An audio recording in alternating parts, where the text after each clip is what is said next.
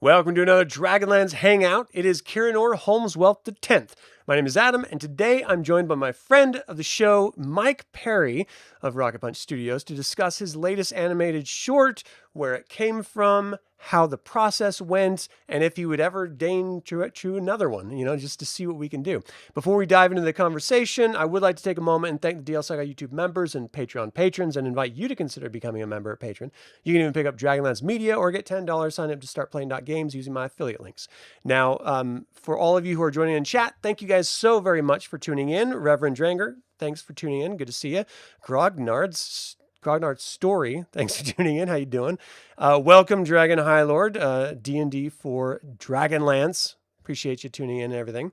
Scott, thanks for tuning in. All right. If there's any questions or comments throughout the course of this, throw them in the chat and we will get to them as soon as it makes logical sense within the course of the conversation. But Mike, thanks so much for joining. How are you doing, man? I'm doing great. Thanks for having me. This is awesome. I am so excited. We've been trying to sync our schedules up for a few weeks now. And you had put out this amazing video, which we're going to be showing again. Of course, I've already shared it out on my channel, and I'm hoping everyone's had a chance to see it. But if not, they get to see it here for the first time. But I did want to sort of talk about the process because we started this entire conversation just sort of riffing on the idea of, hey, let's sketch out a scene and see what that, would look like as a sort of storyboard. And then you went the extra mile on that. So let's sort of rewind our conversation here and go straight to that storyboard. Now, this is, of course, the cleaned up and presentation ready storyboard, not the sketches that we originally started this with. But do you want to talk about the process of how you took this literally just from our conversation to where it ultimately went? Look at the date on it, 2023. So So long it's ago. almost 6 years ago. Yeah. So for people who aren't aware, you and I, we've done several of these informal chats in the Hangout, and a couple of them we've designed characters. We've talked about designing characters. We've storyboarded a couple of scenes, and so in the case of this, I think this was the first one we did. We picked a shorter scene from the second book, Dragons of Winter's Night, and we boarded it out. So Adam acted more kind of like the director, and he was saying, "Well, let's see this," or "What about this?" And then together we riffed off the ideas, and then I started sketching, and I was sketching them. You can go back into the archives. I'm sure they're still on your YouTube channel. Oh, yeah. And yeah, we sketched it out, and then I took it back, and then I tightened them up and made them more presentable, and then we kind of reviewed it from there. So that's sort of the genesis of the project. It was just two fans. What could this look like? What would Yeah. this look like as a cinematic? It's so interesting when creators get together, and this is all you. I mean, I appreciate you mentioning me as being a part of this, but literally, I mean, we sort of talked about it, but you executed and did such a brilliant job with everything, especially with lighting and shadow and everything, especially with these black and whites. So, again, this was a number of years ago, obviously, but it takes time to put stuff together, and we have lives and everything going on within them. So it's very nice to be able to see that you did end up finding time to sort of round these out and flesh them out a little bit more. So much so that you've created some genuinely amazing looking renderings from just what started as freeform sketches. It's just Yeah, awesome. it during our storyboarding sessions, I remember a conversation. One of the people in the chat had said, "Well, if you're going to use AI to make this, you could make these into a feature or something." And I think at the time I was like, "I don't know, it's a lot of work." But it's been a while, and the tools have advanced exponentially since then. And I've had to learn how to use these for work. And so it was fairly straightforward to start to incorporate them. And what better way is to take the storyboard scenes that we already have. I've already designed a lot of the characters and just sort of keep building on it. It's like, I don't know, it's just a project I keep coming back to. I love Dragonlance, and it's just like, let's do this. Yeah, I really want to see this. I mean, I would love to see Yeah. Dragonlance, on TV with live action, but I'll settle for this. It's second second best, but no, it's great. I don't. Did that answer your question? I think I got a little rambly there. No, yeah, absolutely. Yeah. Mhm. I mean, the reality is you did start with pure art that is all Mhm. you, and then you took it in through filters and created, these sort of renderings. So was it the process of creating these visual pieces of art and then animating them, or did you sort of go backwards and start with the idea of animating and then added, flesh tones and coloring and stuff like that? Well, so when you run it through, so they have to be turned into a realistic, like it's a realistic output, right? Hmm. That's the output that I'm going for. So you have to make the two-dimensional drawing look realistic first. So that you run that through the AI to make it photoreal. And in order to do that, first I had to do a rough color pass on the storyboard. So we did black. I had done black and white storyboards, Hmm. and they were I added tone to them, which is more than just line work. But I needed to just rough in some color so then it had somewhere to go where the AI had something to build on. Yeah. And then you do your prompts and you type your whatever, and then you feed it in and then you get your output, and then the output is almost never bang on. So then you have to go back in, change this, modify that, paint the fingers, that kind of stuff. So you do a bunch of that for the characters themselves too. I had So there's ways you can do it, and there's so many. The fact that the words are coming out of my mouth, they're already out of date. That's how fast Right. the technology is moving. It's ridiculous. But there are tools you can use. So if you use, say, Google's Nano Banana, you can feed your character sheet in and the storyboard frame, tell it what you want, and any other assets that you want, and then it'll put it together, and it's quite intuitive. Like, it does a pretty good job. So that way you can stay on model, which is one of the hardest things previously, to have a decent output for your film. Right. So this way, I did that Baccharis. I did the character design, then I turned it into a realistic rendering character sheet, and then I could feed that into the AI, and the AI would pull from that in order to incorporate it and apply that to the storyboard. So, I mean, in the case of this frame you're looking at right here, I'm pointing Yeah. Yeah. like you guys can see. But so this one, yeah, I took the image, but then I had to, I had to paint some snowflakes in, and I had to make a few adjustments here and there. But there were several outputs, and then I would sort of photo bash them all together to get the one I wanted. Mm. And so basically, you're generating finished keyframes, and then you try to animate based off of that. Wow. I mean, when you say loading in the character sheets, Mm. does Nano Banana, for example, understand, the sort of facing nature of the individual as you're presenting it in, a solid character sheet? We're going to look at some of them here in a second, but Mhm. where it's just like front on, left, right, etc. Does it understand how to process that? Pretty good. I mean, it doesn't get everything right. Like, there's things on some characters, like all of the etchings on Sturm's armor. Right. It can't reproduce that at that fidelity consistently, right? In the case of Lorana, that Celtic symbol on her chest, see, it looks fine in this image you're looking at here, but once she moves her arm, it doesn't quite look right. It didn't, Right. that's and that. I mean, it'll take some refinement, but I mean, from what we started with to like those Yeah. original sketches, this is great. So Spectacular. yeah, I mean, she looks great. it's Uh, you should see some of the original renders. So I've had, like, I'll take this image and then you'll output it several times before you get something you like. And the first couple times, it generated her as like a 40-year-old Viking woman with like scars, and it's just totally out of character. So I had to get creative to fix it up. yeah. And it's hard to also get likeness to stay consistent Hmm. throughout. And it always, yeah, it's hard to describe, but some characters it can stay quite consistent, and other ones not so much. And I'm not sure if that's just I don't know how to use the tool properly, or it's the resolution I'm doing this at. Like, I don't know.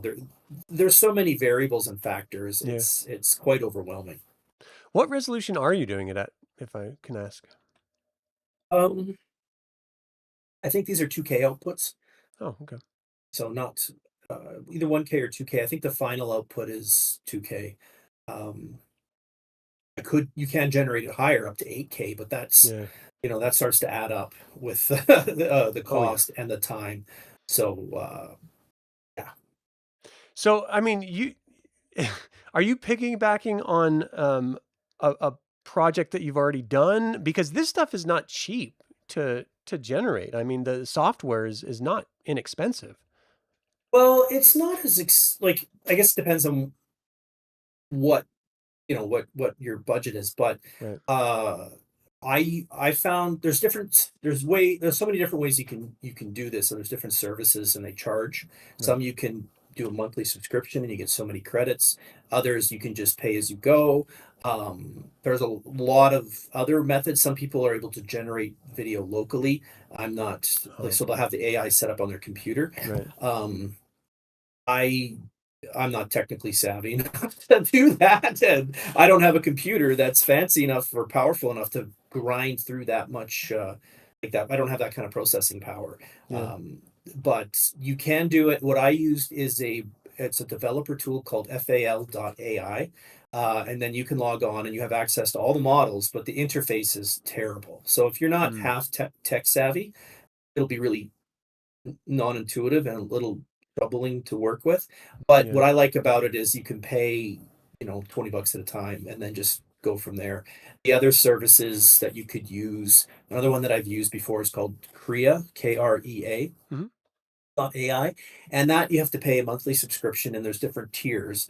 But the interface is easier for someone to use if you're just getting into this kind of thing. So that would be a way to do it. And cost, I mean, it comes down to how many times you want to generate an image. Like that image you got there, I think it cost about, I want to say 8 cents to render that. Oh wow. So it adds up pretty quickly because it's Yeah. really easy to render infinitely, and rendering the footage is really what eats up your budget for money. So Yeah. yeah, did that answer your question? I Yeah. think So what so. you're saying Mhm. is we need to do a Mhm. Kickstarter to make sure Yeah, you have enough yeah. money to do this. That'd be great. That'd be great to the other one that we'll talk about later. If we could get just some extra funding together, I'd be happy to do it. It takes time and money. Mhm. I've been lucky enough. So I have had a collaborator as well. His name's Mike Babbitt, and he's an editor, and he helped me edit it all together. And his help was invaluable for this project. So big shout out to Mike. Yeah. He is a professional filmmaker by trade, Oh, and nice. I really great fella, and he helped me do this. And I've been making storyboards for years and years and years, but to work with an actual editor levels it up Mhm. like so much. He had so many different ideas on how to solve problems and to shoot scenes, and just different language that I could incorporate into it. Um, and different ways to solve problems. Like when we did some of the storyboards, there's that one shot that you had described where Bakaris gets the arm and then it pans up the High Claire's tower and there's Lorana, and then we had a zoom in on her eyes. That was so hard to get the AI to do. It just wouldn't understand that type of visual. So Mike was able to use his editing tricks with the footage I provided him to turn it into something that looked pretty cool. And that's just one example. So yeah, I Yeah. mean, uh, the team's in place. We just need to get enough funding to make it happen. And you know, uh, this was sort of the proof of concept. Can it be done? Yeah. And I think you tell me if I think this is a pretty good start. Oh yeah. No, I think this is a Yeah. Mhm. fantastic start. And as a proof of concept, I think people would back it in an instant. I mean, we already have in chat, Mhm. DXD for Dragonlance is saying he'd definitely back it. And I know tons of other people would too. Let's look Mhm. at the video. And then on the other side, let's just sort of talk about it a little bit. This is Okay. so good.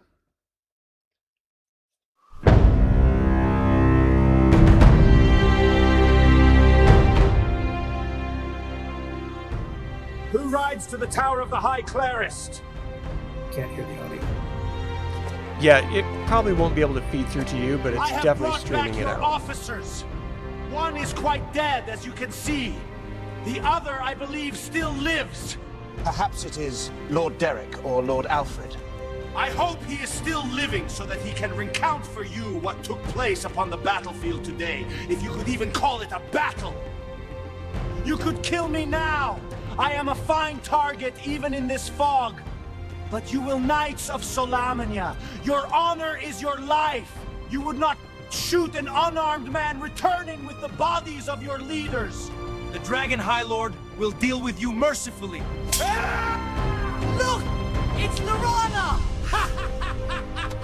I am not a knight. I am Laura Lantalasa, daughter of the Qualinesti. We elves have our own code of honor, and as I am sure you know, I can see you quite well in this darkness. I could have killed you! As it is, I believe you will have some difficulty using that sword arm for a long time. In fact, you may never hold a sword again. Take that as our answer to your High Lord. We will die before we ever lower our flag! Indeed you will. Run, Baggers, run. Oh, that's great. I mean, there's clearly we have a little bit of syncing within a couple of the frames and stuff, but I think that's kind of to be expected. Your voice generation, is that all through AI, or did you have any actors coming in? So yes, the voice is all the AI in this. You can, like, so Bacaris, I gave him a Portuguese accent, and it's sort of inconsistent throughout. Yeah. My daughter is 17 and she's an actress, and I had her do the lines for Lorana, but it didn't work. We couldn't, like, I don't have the skill or the knowledge yet to sync the voice with the the generation. Man. That's a whole other, like, it's doable. I just don't have that skill set yet. But I'm not sure if that's something you would provide before you make the video or something you would do later. Again, like, there's so many ways you could skin this cat. Oh yeah. But in the case that, so my daughter was going to do the voice, and Mike had volunteered to do the voice for Sturm, but I think he changed his mind. And it would be great. It would be great moving forward to get other actors to do this, to do the voices, because it would add so much more to it. The voices all tend to sound the same. What it does do, which is quite impressive, is it adds sound effects like the wind whistling and the footsteps and some of the clinking of the armor. So it does a lot of the Foley track, which is really nice. And Mike is also able to add in a lot of that stuff too. And he even added some soundtrack in the background, some music from his stock and that kind of thing. So there's a lot of the ambient noise that you can, there's so many tricks you can do with editing, and also the AI can fill in a lot of the blanks. So yeah. I mean, it's just so good to see just, what look like real human beings in the Dragonlance world talking and sort of reacting to each other. I think that alone is incredibly exciting. And to know that this is just the first step. I mean, I got to say, the first time I generated the scene of Lorana talking, I got chills. Yeah. And when I did the three characters just standing there looking at her, this shot here, I got chills. I didn't even, like, I generated, I'd never done anything like this before, and I asked them to do the audio, and Tass is like, look, it's Lorana, and I just was He's alive.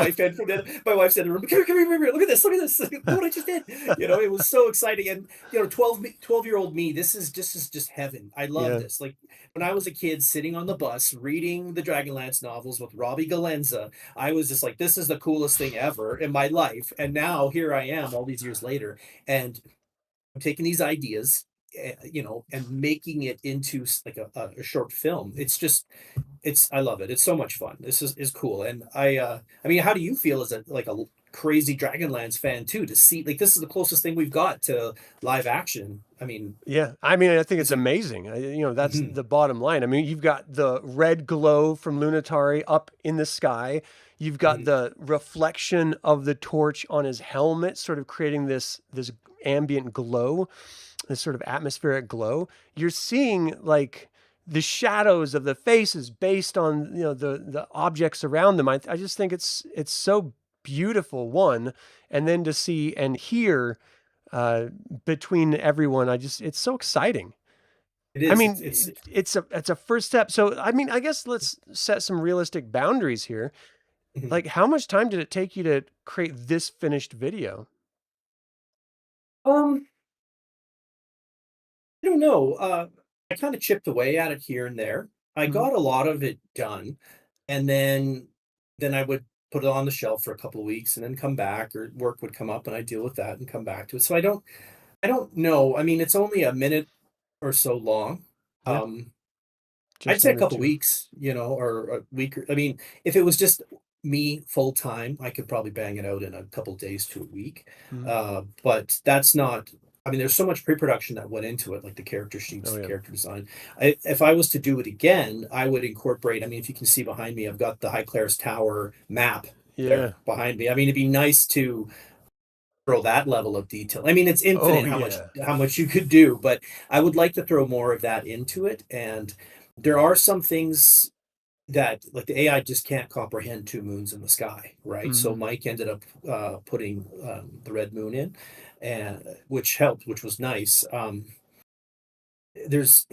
mean, I would like to spend more time designing the background lights so they all look a little bit different. So there's a little more variety.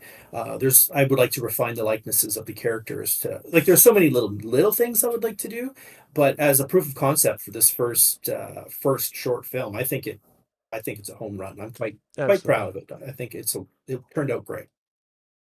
Well, what are you guys watching? What do you guys think of this? I mean, we have I teared up watching this. Well done. I mean, Dylan, thanks for tuning in. Iron Viking, thanks for tuning in.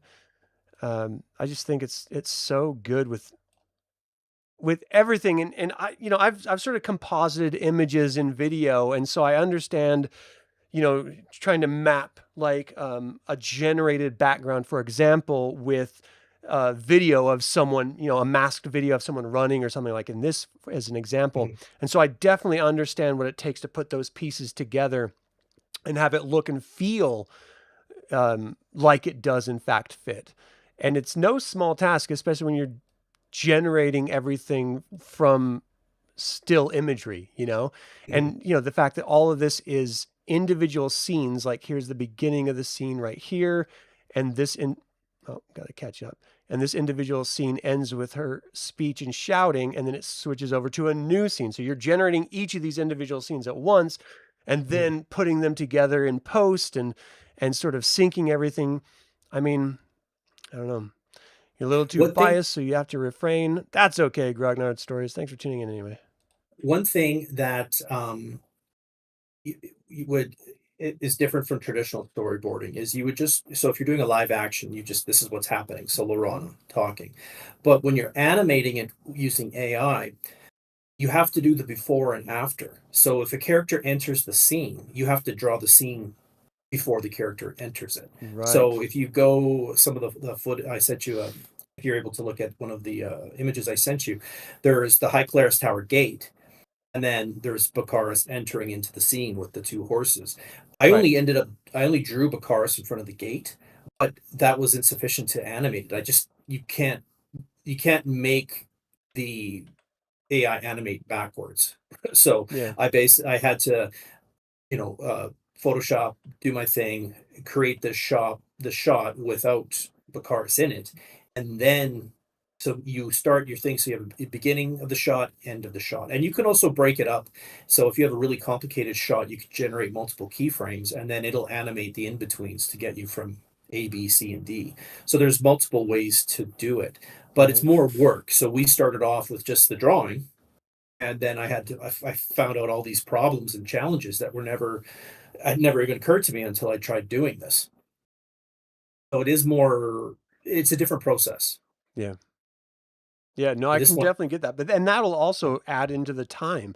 I mean, you've already yeah, done some of the difficulty and stuff, but I mean, the reality is, doing the beginning and end of every single scene, you really have to have this storyboarded out scene by scene in order to fully grasp what is going to be required. you have to lock off what's going on, and Mike and we workshopped several scenes, where he would say, this isn't working, we need something else. And I would have to make more frames, or the shot. I would have to take a shot and shoot it from a different angle. And sometimes you can accomplish that, or other times you'd have to redraw it and start from scratch.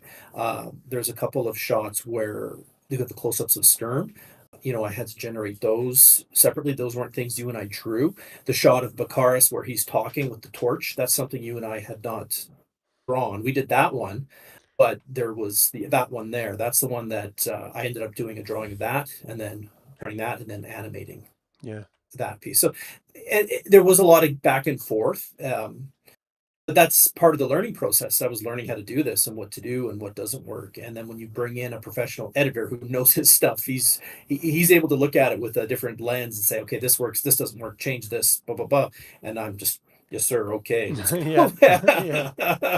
And it all made it better. And there's some things where I would push back and say, well, no, I'm kind of going for this. But it's a collaborative process, and it's a lot of fun. I mean, making films, I'm still the kid who was sitting around with a VHS, running around like filming things when I was a kid. I love storytelling. I love that filmmaking. It's just great.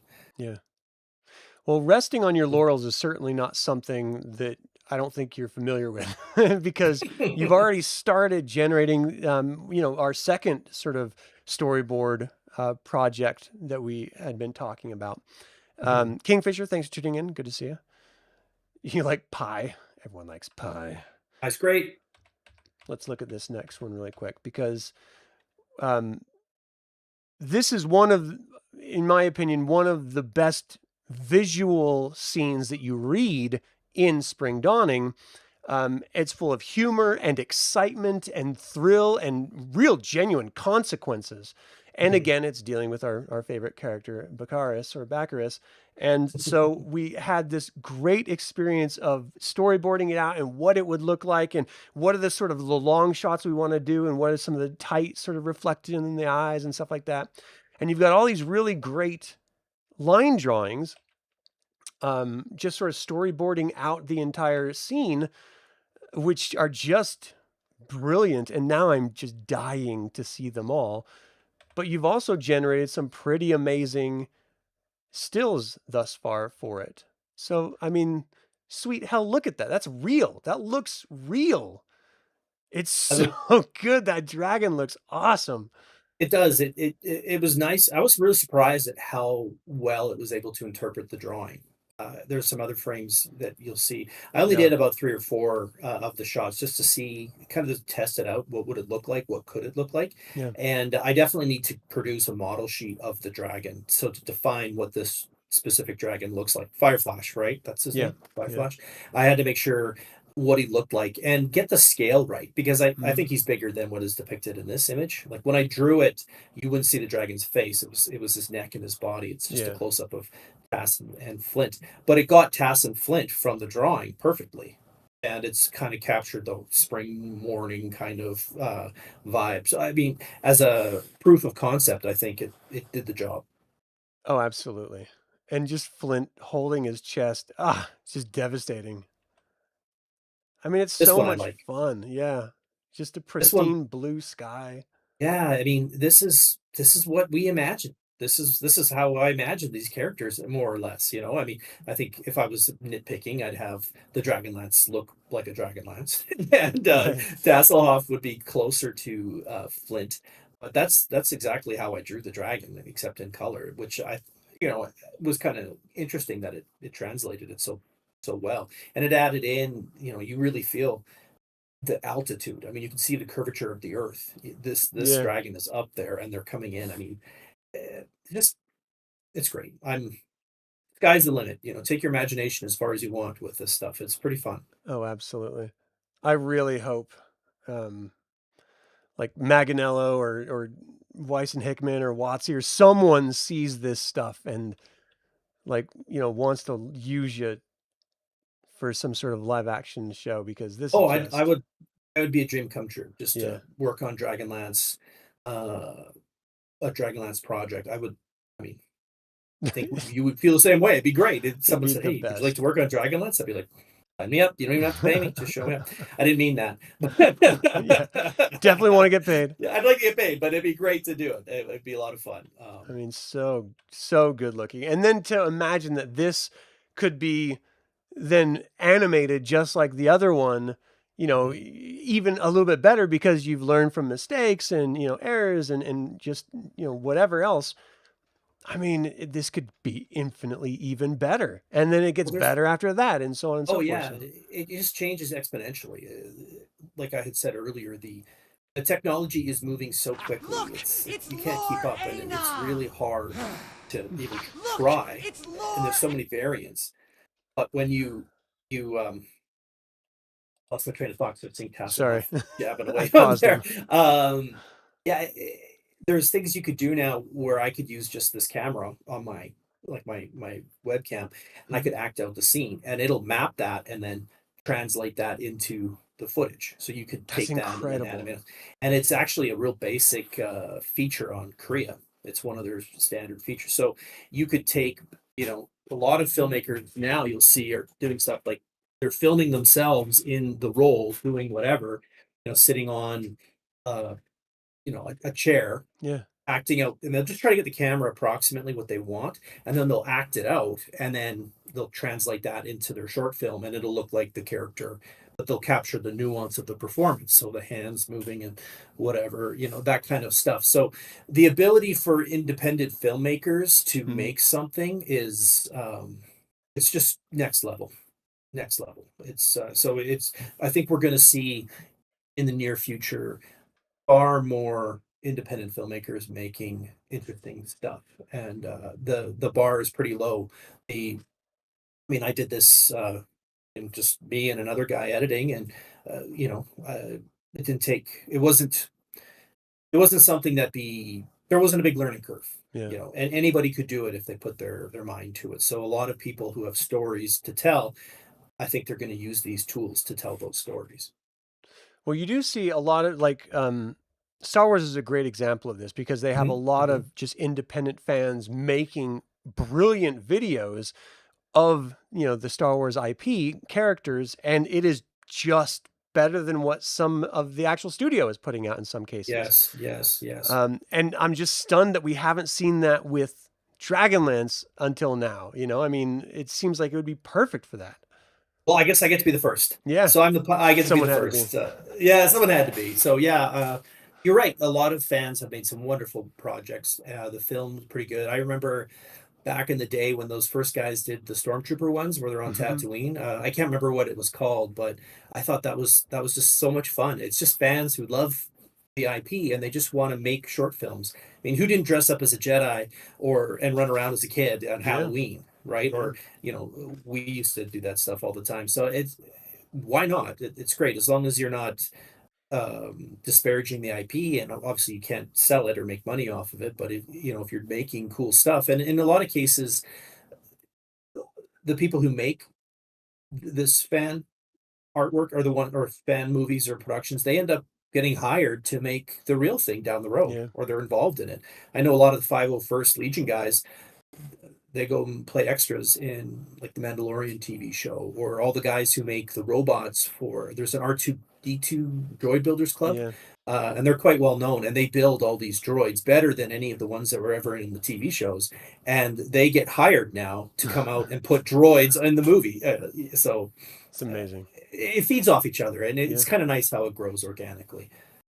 Well, I hope we see some of that with this, because this IP is just dying for some life to be breathed into it, and not just rehashing, the same adventure story beats for TTRPGs. No, we need some visuals here. We need to see some live action stuff, because the storytelling itself is on par with any of the greats. And you could just elevate it even more with modern sensibilities, I think, to be something that is truly spectacular. And I think this is a great window into possibilities and dreaming of it. So you had some. Oh, I'm sorry. Go ahead. Go ahead. No, that's fine. I was just gonna say you had some outtakes here that I had preemptively started accidentally when I opened it. Do you want to watch some of these and just sort of talk through them? Well, just play it, and if you can hear it, the audio it's a big key as to why it's an outtake. Okay. So give it a listen. Look, it's Lorena. Lorena. thought that was funny. There, He's it's all, not. "Ah." There's a lot of like. Look at her performance. She's like I am clears her not a throat, knight. and then I am Laurelin Talassa, she's not daughter looking of the at the cards. Qualinesti. Getting her to look down off camera was really hard. I bet. Yeah, so there's a lot of I am nuance. not It's really hard to get the shot perfect. You have to do a lot of generations just to get a decent tonight. shot, or Right. sometimes you I have to am cobble Laurelin elements Tal- from different shots. You might like the audio from one take, but the performance is better in another. And in this Right. case, for some reason, it made it as some sort of presentation where she's like, "I am Lorana," and Lassa, the other one where daughter he of the says Lorena. I thought that was hilarious. Qualinesti. And the next one, this is just supposed to be a shot of them listening to Bakaris's dialogue. Look, that's you know? He's like stretching or something. Yeah. He's just like so ADHD, bouncing around. Flint's like, what are you doing, creep?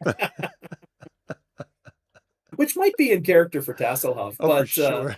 it wasn't really suitable for the needs. Even Sturm was like, stand still, damn it. How am I supposed to act with someone like this? Yeah. Can't you tell I'm acting? You're stealing you're upstaging me, Perhaps Tasselhoff. it is Lord Derek. Dragon Army Dog!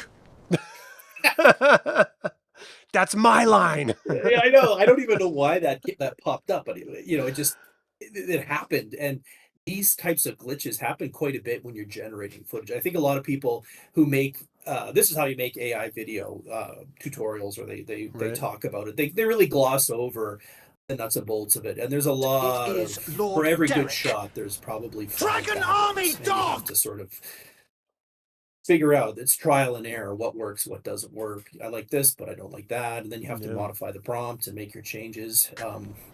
Sometimes it's really difficult. And also one problem we run into a lot is you need to have enough time on either end of the shot so you can cut it and edit it. Sometimes they'll Right. act right up to the end of like the last millisecond of the shot. So if you're in editing it, you can't like you have to immediately tie it into the next shot. You don't have that okay and cut, which is necessary whenever you're editing live action. Like Mhm. they have room to work. The editor has some breathing room, and he can tie things together. So if you're making your own film, make sure that you incorporate that in to all of you listeners. That way you have more room when you're editing later. Yeah. No, I think that's great. Decades of art creation also played a part in the outcome on Mike's part in all of his illustration work. Yeah, for sure. I mean, first of all, his training and skill, and then, of course, the appreciation of the source material to then recreate it. And I mean, your love of Dragons of Ice, right? I mean, Oh yeah, that was the yeah. genesis of you even starting these character, what are, you're referring to as the character sheets of just the development of the character archetypes and stuff. Yeah, it's been a labor of love for years now. I mean, all lifetime, but yeah, I've been working on this Dragonlance project for 4 or 5 years now. Just in my free time, here and there, character here, character there, shot here, a scene there, an illustration. I love Dragonlance. It's definitely something I'm very passionate about. Yeah, clearly. So, I mean, Mhm. where can people go to see some more of your work and to check out some of the other stuff that you're working on, professionally or just with Dragonlance? Well, my portfolio, my artwork portfolio is MikePerryArt.com. So that's where you can see my illustration and some of my storyboard work. Kind of all over the internet. My YouTube channel would be Rocket Punch Studios. If you could put the link in the description, because Yeah. there's several Rocket Punch out there on YouTube land, but that's where I have a YouTube channel. I'm not a master YouTuber, so I don't have a lot of Right. footage yet, but this is my first short film that I put out onto that YouTube channel. I'm pretty active on X at Mike Perry Art, and also Instagram at Mike Perry, or no, at Rocket Punch Studios. So for anyone who's confused, I also operate as Rocket Punch Studios. I've been doing that since 2009. I used to have a prop making business that I started with my friend Nick. The reason I operate like that as well is because there's other Mike Perrys out there who are far more famous than me, and they get way more of the internet traffic. Oh, There's an really? MMA fighter named Mike Perry, and he gets tons of internet traffic. There's another illustrator in the United States. I think he's based out of Brooklyn, and he is a very well-known designer. And so he gets, again, Mike Mhm. Perry, you search my name, it goes to this guy. So I decided to switch back to the Rocket Punch brand for Mike Perry art, just simply to make it simpler for people to find me and be Yeah. less confusing. Because I'm competing too much, and the way the algorithm works with any social media, I mean, it's whack-a-mole as to what does work, and it changes Mhm. every month or every week. So I'm trying to keep it simple to do that. And Yeah. if you go on my Twitter page, or there's my link tree, and it goes to all the different shops where you can buy my merch, or Gumroad where you can get VTT tokens, and whatever. It's all there. Just Oh, yeah. I'm terrible at this, aren't I? No, no. Doing the I mean, sales I'll pitch. put the Yeah. Linktree link in the Mhm, description. I've already linked mhm, your channel, so mhm, people, if you're, look, obviously if you're watching this, just look in the mhm, description and click the hyperlinked Dragon Punch Studios link there, and you can go right to his channel and subscribe mhm. there. Um, yeah, let's get some more subscribers on the channel, and you should really put together that blooper reel, or that sort of outtakes reel, and just Mhm, put that up as well, and just explain maybe a little bit of voiceover while it's playing, or just mhm. explain some of the trials that you went through that sort of manifested these and how you corrected it, because I think a lot of people would like to learn from that as well. I think it would Well, help. that's interesting. If people are interested in learning more about this, let me know if you want Mhm. to talk more about it. I love talking about Dragonlance and filmmaking, storyboards, animation. Yeah. So please, hit me up, send me a DM, or talk to me on social media. I haven't made a lot of shorts. I haven't made a lot of footage simply because it's work. It takes Yeah. time. And editing, like Adam, editing shorts and putting these things together, it's a lot of labor, and Mhm. I'm not very good at I don't know. I mean, it. seeing what you put out, I'd say you are pretty good at it. Well, Well, I mean, I know how to make a short film, but to do all the marketing part of oh, take right. making YouTube shorts, and Instagram reels and that sort of thing, it, it's work. It's a lot of time.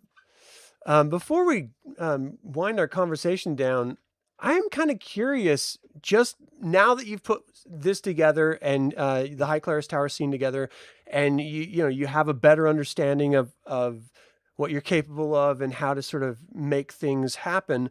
What scenes in this series do you think, like, what individual frame slash scenes are going to be the most challenging? Well, I mean, I have never tried. I'm thinking the dragon breathing, or the blue dragon army. So they were Right. devastating the White Council army, and in that at the beginning of that, right? And then so this one, there's that crowd scene where you see the dragon crash into a crowd of dragon army troops. I haven't done any animation where, or I haven't played with it where you're dealing with crowds, Right. or a lot of variables. The more variables you put into a shot, the more complicated they get. Uh, I'm not sure how the software can handle that. So those would be the most challenging to do. Right. The central one there, number 20, that is such an important shot to me, because when we had done it, it's sort of an homage to the Jeff Easley painting for the cover of The Legend of Huma, and I'd like to really do that one justice. So that one would be, to me, that would probably be the shot in the whole I guess the whole film that would be Yeah. the most important for me to nail. I can I just think that see it would be with tough. dramatic music and them Yeah, slowly slow coming forward, and then motion. the Yeah, breath weapon. Oh God, it'd be so yeah. awesome. I mean, that is when we finally see the Dragonlance in action, taking out a dragon. It's the first time. It's the only time in the Yeah. books, but it is the first time when it is the moment when good finally gets the upper hand. So Yeah. it's what, chapter 9 on the third book. We finally get to see good guys Yeah. succeeding. So it's a real important moment, and I'd really wanna do that justice. God, that'd be so great. And like 21 looks so good. Flint just hiding behind the Mhm, Dragonlance shield mhm. there with the fire roiling over him and around him. The Oh effects man. would be really interesting to see, because we would do the before and after for that shot. So we would just see Flint and Tasselhoff, flying, probably Mhm. profile, and they would be looking over the shield, right? But then the lightning bolt hits, and then they're taking cover behind the shield, and lightning energy dissipates around it. So So good. if you can imagine what that would look like as a visual, it'd be a wonderful visual effect. I don't That would take some R&D to see how that would turn out. I don't know if we would have to how we would generate that, or if that can be done in post, if that's something that an editor can use. Because I know After Effects has all kinds of interesting Right. tools that you guys can use for that. So I'm not sure that's something I would need to plan out. That's one thing. If you, I did give you an image. I'm not sure if you have it there, but it's sort of a breakdown of how I would plan out every shot by the second and the prompt and things like that. Um, Let me see if I can what find it really quick. Yeah, I'm not sure if it's in that folder I had sent you, but what essentially there's quite a lot of planning that needs to go into every shot, and down to how many seconds the shot's going to be. So these types of shots would be something I would have to invest a lot of time in the pre-planning, pre-production stage, and just sort of work it out. I learned so much on the High Claris Tower. There you go. Yeah. So you can see, shot one. There's the description. If there's any dialogue, timing notes, and then clean direction, right? Um, Clean 3.0 was the animation software, or the AI animation software that I use to do this. Mhm. Right now, a lot of people use Seed Dance, which is also really good, but it's way more expensive. So I haven't been using Seed Dance for any of this. Right. That'd be something, if crowdfunding was possible to get a higher budget. And yeah, some of those tools would definitely be more available to use. Uh, and they're more intuitive, and they have a little more range. A lot of people use that for animated style Mhm. stuff. Clean works quite well for realistic, but if you look at the direction notes, you have to tell it, like static camera. You have to be very specific about what you want the camera to do. Sometimes it'll just do whatever it wants, and it'll just rotate around and film everyone around Sturm and Oh, not wow. what's going on.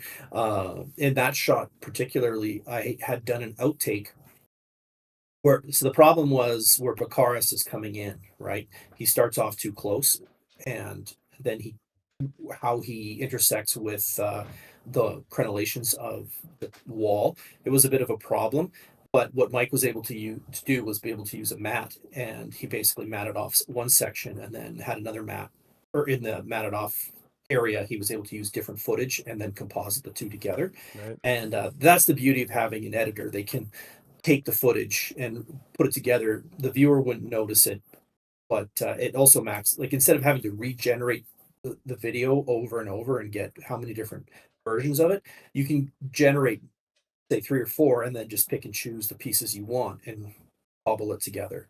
And I think that's what So they cool. do for film. It's just a standard thing they use for film compositing nowadays, Yeah. especially on some of the newer projects. Yeah. Yeah. I One, mean, I'm excited the Mhm. possibility of you doing a crowdfunded, Mhm. video. I Okay. mean, it'd have to be like really nailed down, and I'm not sure I should be involved in, the putting together of it all, because I didn't really have anything to do with it. But Yeah. I would Yeah. definitely promote it Yeah. and back it myself. Okay. Um, Okay. I could also run a poll on the channel and see, if people would be interested based on the video that you've done here, just on your own dime, if it's Mm. something we would want to, sort of explore, especially with that dragon battle. I think that would just be probably the most challenging, but also the most brilliant once done. I mean, it Yeah, would I just would love be that. That would be stellar. great. I would love it. And if enough people say they want to see more, I'd be happy to do more. It's a labor of love. It just Mhm. takes time. It takes time and money, unfortunately, to Yeah. make this a reality. But yeah, let me know. Let Adam know. Let's get this going. And yeah, we can talk later off camera about what to do for a crowdfunding Yeah. and that kind of stuff. But yeah, definitely let us know. And if you like it, you want more, I'll make more gladly. And I know Mike's Awesome.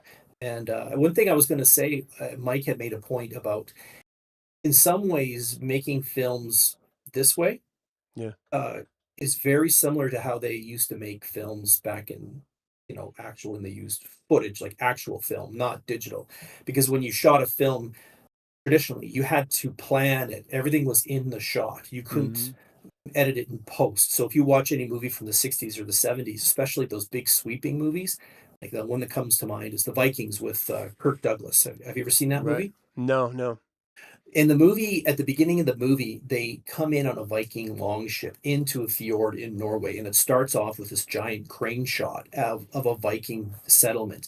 And this crane shot starts off here. They blow the horns, the Viking ship's coming, and the camera moves over there, and you can see actual Viking longships coming into the fjord. And then the camera comes down, and it goes over some sheep and all the people running Awesome. down into things. And that is all shot, real people, one take.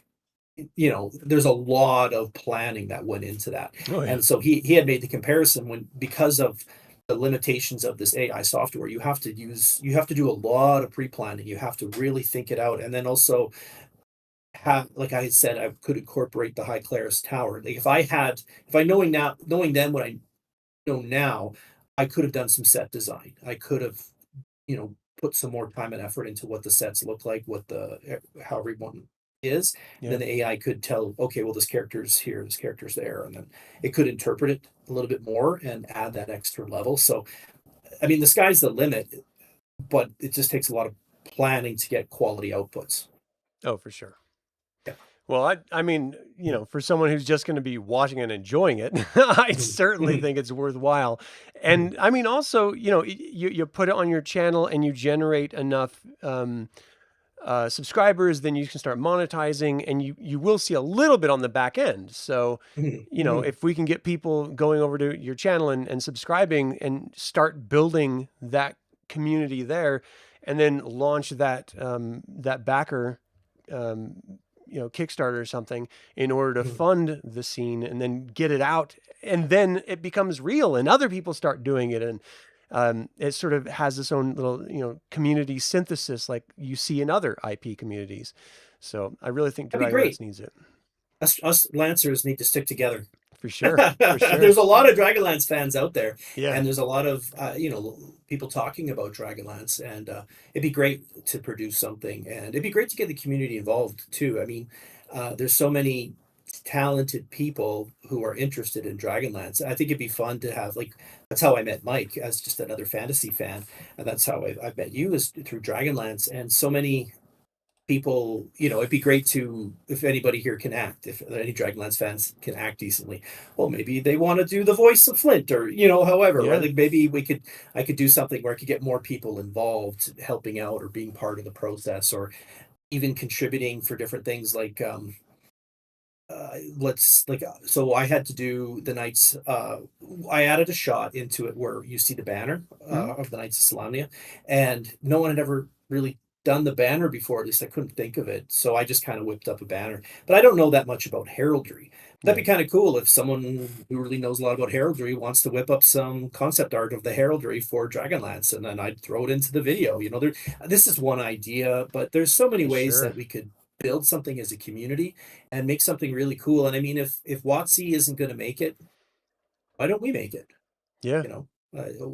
Just for the love of Dragonlance. Just to me, this is 12-year-old me. I'm the same guy I was all those years ago doing the same thing. So yeah, let's talk Dragonlance anytime. I'm here for it. Yeah. Well, Mike, I really appreciate you sharing and all the hard work that you put into it. I put your link to the YouTube in the actual YouTube chat, so people, please click on that, subscribe to his channel. Apparently the YouTube link in your link tree doesn't appear to be working. So maybe I'll have to double check that one and make sure it's up. But the link is in the chat, and it's actually in the description of this video as well. So you have a couple ways to get to the actual YouTube channel. I highly recommend you check out his illustration work and everything that he's done. You're an incredible artist, and I love seeing what you're doing. And then of course, promoting it to the best of my ability, because I think it's worth other people's eyes and attention as well. So thank you for having me. I really appreciate that. That's great. Well, for all of you tuning in, thank you guys so much for checking out today's Dragonlance Hangout. What do you think of the animated storyboards? Would you like to see another scene animated? Feel free to email me at info@dlsaga.com or leave a comment below. I would like to take a moment and remind you to subscribe to the YouTube channel, ring the bell to get notified about upcoming videos, and click the like button. That all goes to help other Dragonlance fans learn about this channel and its content. This channel is all about celebrating the wonderful world of the Dragonlance Saga, and I hope you join that celebration. So, for Mike and myself, thank you for watching. Until next time, Sláinte mhar.